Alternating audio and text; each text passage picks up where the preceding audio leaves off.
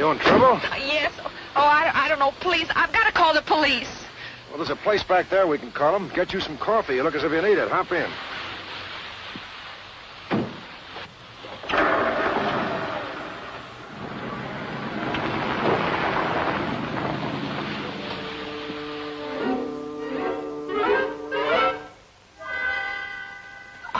Oh, I'm quite all right, really.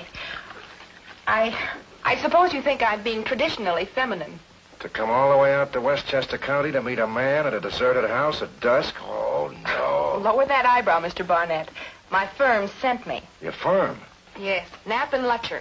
Very respectable attorneys. They're handling the eastern end of a very involved inheritance case in Chicago. The house is part of the estate. Who are you supposed to be meeting? A man named Charles Fuller, the only living heir. He flew out from Chicago to inspect the house. He was going to decide whether to fix it up or tear it down. I've been sent to White Plains to search the deed, and I was supposed to bring all the papers to him late this afternoon. Not very romantic, I'm afraid. Whose estate was it? Can you tell me? I can tell you anything that's already a matter of record. If you'll like this for me. Horace Fleeson Fuller. The financier? He's been dead 1,000 years. Not quite. Since 1919. He was killed in an accident in Europe. A train wreck. 1919, huh? No wonder there's only one living heir. I'm sure the others have all died of starvation by now. Seems that Mr. Fuller was a fugitive. He was involved in some kind of a scandal in Illinois. I'll say he was. Quite a famous case. He was selling stock in Lake Michigan. Highly watered. Anyway, that's why it's taken over 30 years to settle the estate. There were so many claims against it. It's only coming out of litigation now. And there's only $2 million left. And only one living heir. Well, wherever Charles Fuller is, he's certainly not poverty-stricken now. Yes, and wherever he is, I've got to find him. And right now. I think I better go get the state police. I'll take you to them. The Hawthorne Barracks is only a few miles from here. We'll pass the Fuller estate, won't we, on the way? I hope at very high speed. Why? Because I'm curious.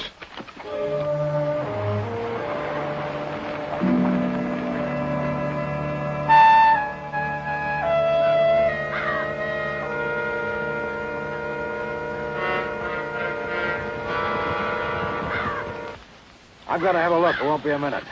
Sure you won't come? No, thanks. When your minute's up, you're going to hear a lady scream.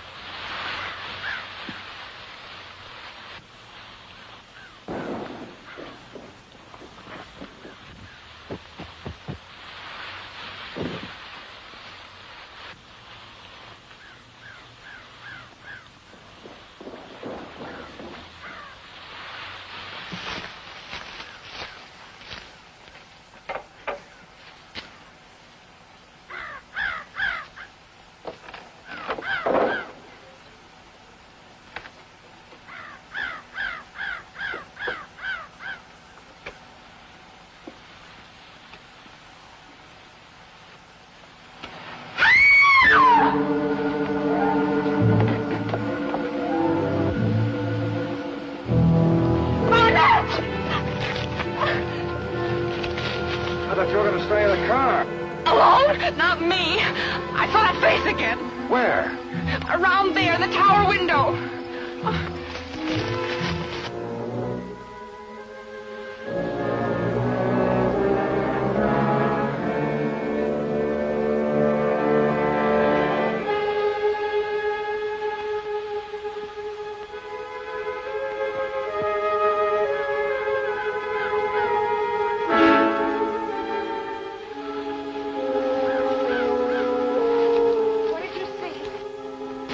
This hut shut it up tighter than a tomb. Oh, that's a nice choice of words.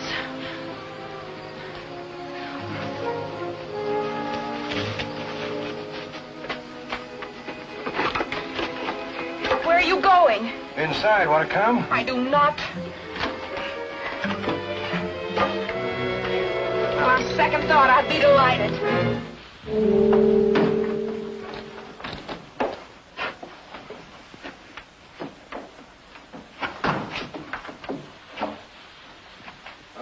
Gotcha.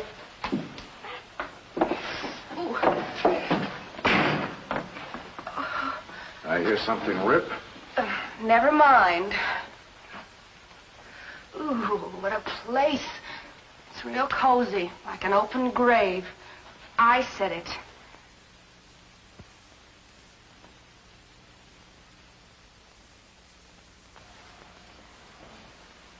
Wet cement.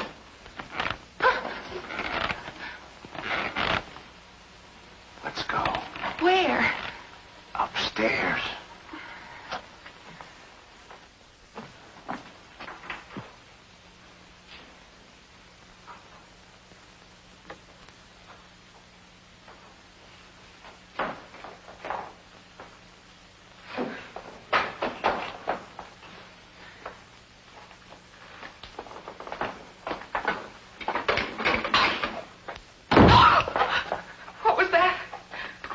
The cellar door shut. Well, if the draft blew this one, it also nailed it from the inside. Let's get out of here. Barnett! Wait!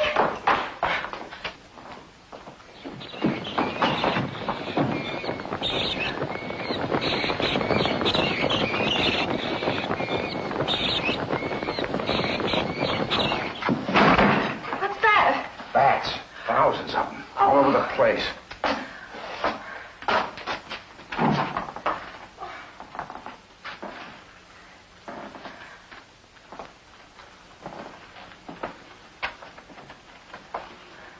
I hate to think of what's in the upholstery.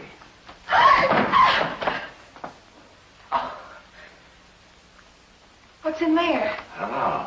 Let's find out.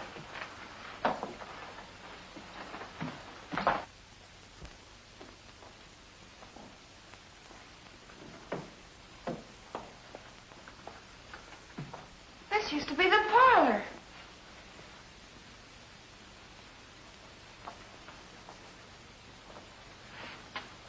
Looks like it still is.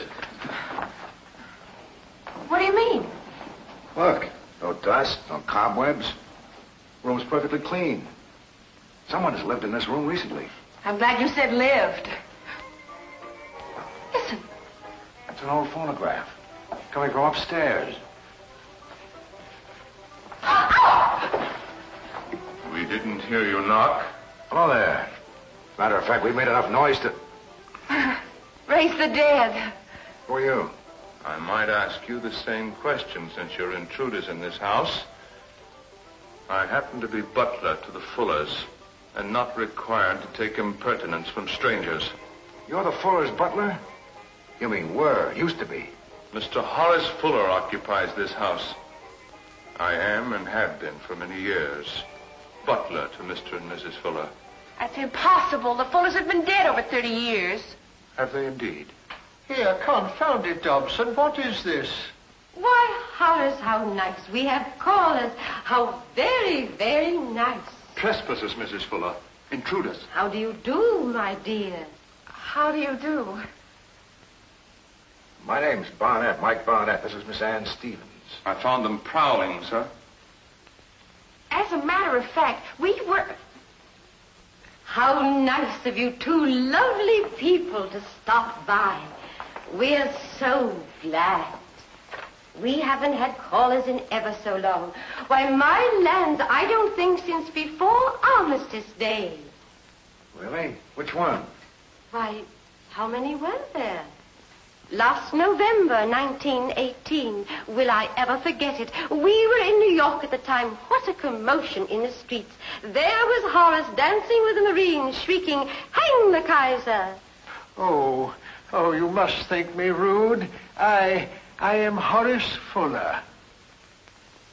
You are? And I'm Mrs. Fuller, and you must stay for dinner. Please, I insist. There's a storm coming up. Dobson, 2 extra places for dinner, and take their coats. It's simple fare, I'm afraid. President Wilson got us quite used to one-course meals, what with wheatless days and meatless days. Oh, sorry for staring, dear, but your dress isn't my dress. Oh, short, you mean? Oh, well, that's the way they're wearing it for tennis this year. Tennis, of course. I notice Mr. Barnett is wearing a soft collar. And my dear, I think you'd better tend to the table.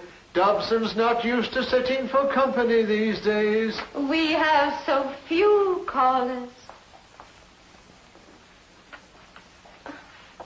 A lovely dress.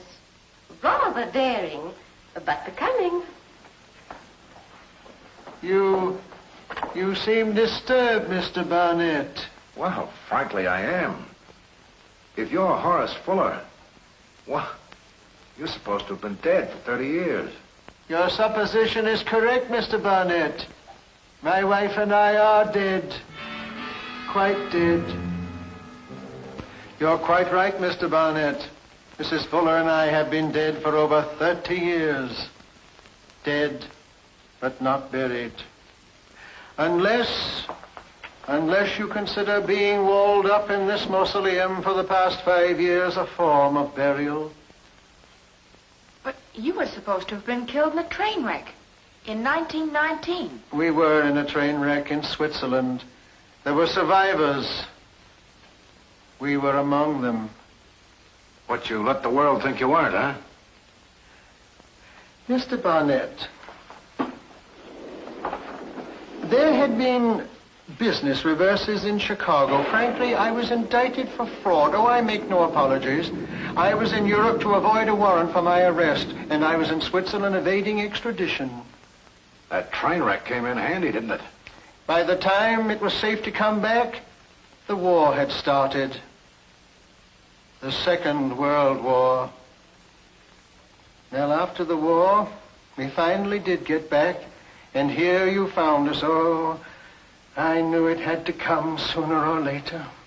You mean you've been here for 5 years? This house is supposed to be deserted. Oh, better than that. It's supposed to be haunted. We find that its gruesome reputation has kept prowlers away. Up to now.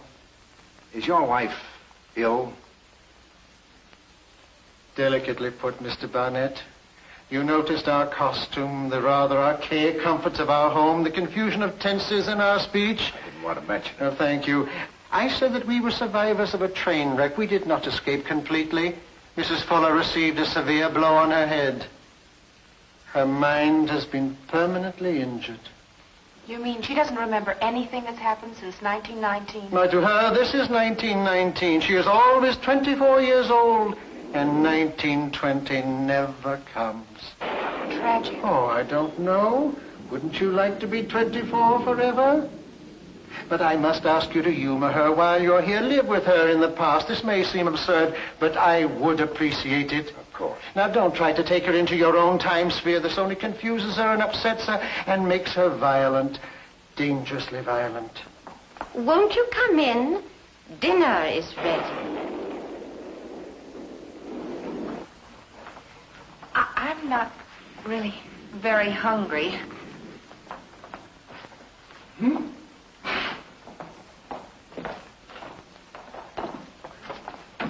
Miss Stevens and Mr. Barnett. You know, we've missed how things are going recently, Mr. Barnett. Tell me, what's exciting exciting on Broadway? Well, to be honest with you, Mrs. Fuller, I'm not much of a... Lightning is still enjoying a good run. The delightful Frank Bacon. Yes, and then there's that new one by George M. Cohan. Oh, yes, with Chauncey Olcott, isn't it? I think so. Miss Stevens, did you by any chance see The Wild Duck? The Wild... The Ibsen play, you know? Yes. Hortense has adopted Ibsen. Women's rights, you know, ever since this suffragette movement. Oh, you're voting next year? Well, now that we've got the vote, I suddenly realize that I'll have to admit my age to exercise it. But I think I'm going to vote for Mr. Harding. Oh, I think Mr. Harding's much better than... Dobson, would you bring some wine, please? Surely you don't object to a friendly drink. You're not a couple of bone dryers, are you? Well, as a matter of fact, I don't touch the stuff often, but I was sorry to see the 18th Amendment pass. I'm afraid it's going to cause a lot of trouble. Oh, I don't know when it's ratified. Who's your bootlegger, Mrs. Fuller? A bootlegger? I don't know his name. Hortense, my dear. Horace deals with him. He drives around in a big black motor car. Oh, it's all delightfully wicked. Mr. Barnett, whom do you favor in the Willard fight out in Toledo? Willard fight? Well, I think I'll put a little money on this new fellow, Jack Dempsey. Oh, that's risky. Willard's a killer. Wouldn't want to make a friendly bet, would you? No. No, thank you. I'll bet Dempsey knocks him out. I'll bet he does it in the third round. What's the name of the girl in Jack-o'-lantern, the ingenue? I don't know, I'm sure. But have you seen this new moving picture actor, Rudolph Valentino? No, but I hear he's a wonderful... Come, my dear. It's getting late. Past your bedtime, you know. But our guests... The guest rooms are ready, Mr. Fuller. You may see our guests in the morning.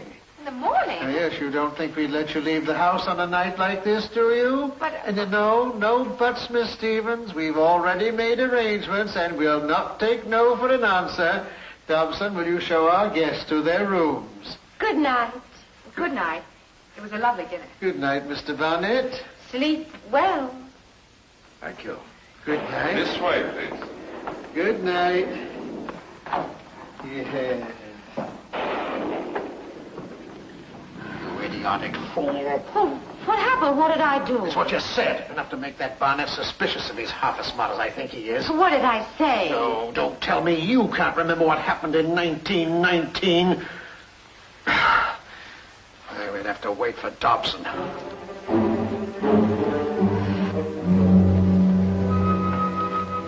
Miss Stevens?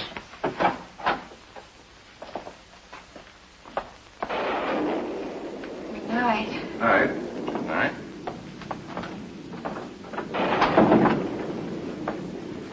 Mr. Barnett?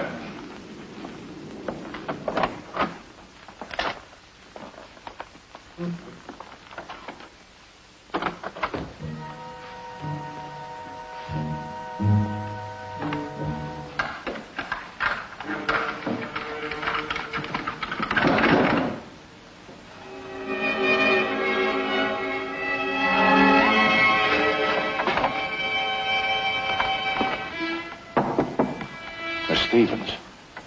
Anne. What is it? My door's locked. So is mine. Open up here. Say, what is this? What's going on? Lady, we're in a jam. They suspect we've caught on. Well, I haven't. Horace said the Fullers were really dead. Yes? Well, he's right. They're the Fullers. The only genuine Fuller in this house is the guy you were supposed to meet here, and he's probably down in the cellar now under a patch of wet cement. Why would they want to kill him? Because he's the only one who'd know they weren't the real Fullers. They got him out of the way, they'd have a nice, juicy melon to split as soon as someone found them. You mean we were supposed to discover them? You were. They knew about your date with Charles Fuller here, and they got here ahead of you and put him to sleep under a blanket of wet cement.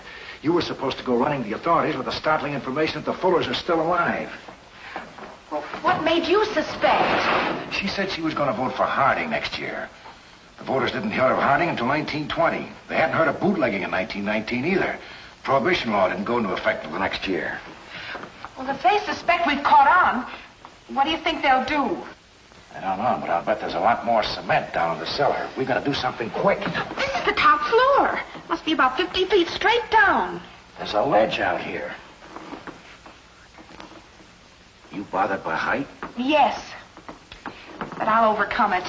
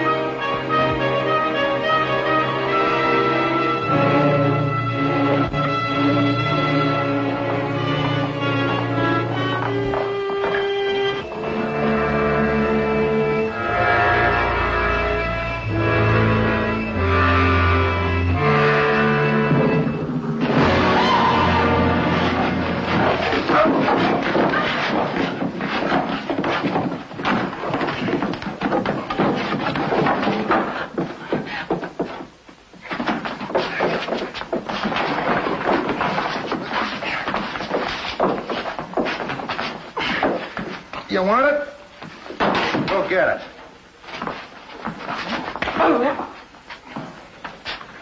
Okay, Jeeves, on your feet. We'll join the rest of your team and pay a visit to the police. They got a reserved seat for people who bury people in cement suits. They've had it since way before 1919.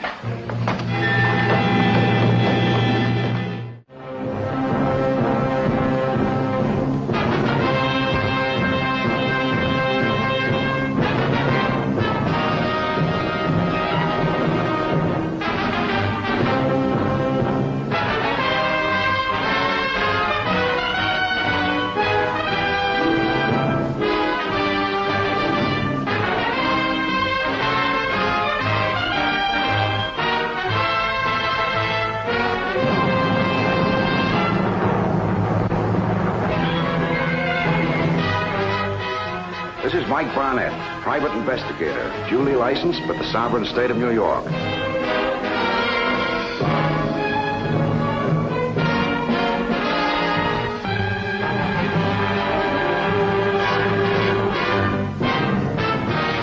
If you tune in on this same channel next week at the same time, you'll see another exciting case reenacted from my private files.